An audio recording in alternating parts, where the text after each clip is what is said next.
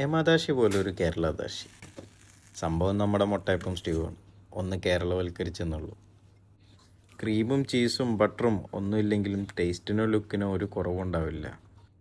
കേരളദാശിക്ക് വേണ്ടി തേങ്ങാപ്പാൽ എടുത്ത് വെക്കണം. 50 ഗ്രാം തേങ്ങയിൽ 15 ഗ്രാം കാഷ്യൂനട്ട് എടുത്ത് 100 ml വെള്ളം ഒഴിച്ച് നല്ല അരച്ചെടുത്ത് തേങ്ങാപ്പാൽ.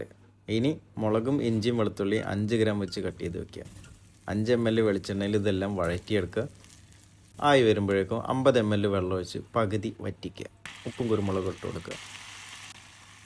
ഇനി തേങ്ങാപ്പാൽ ഒഴിച്ച് അപ്പം തന്നെ ഓഫ് ചെയ്ത് വെച്ച് ഒരു പാത്രത്തിലേക്ക് മാറ്റിയെടുക്കുക. ഇനി അപ്പം ഒന്ന് കളർഫുൾ ആൻഡ് ഹെൽത്തി ആക്കാൻ വേണ്ടിയിട്ട് നല്ല ഫൈൻ ചോപ്പ് ചെയ്ത കെയിൽ 2 ഗ്രാം കെയിൽ 80 ml അപ്പം ബാറ്ററിലിട്ട് മിക്സ് ചെയ്ത് ഒരു അപ്പം ഉണ്ടാക്കുക.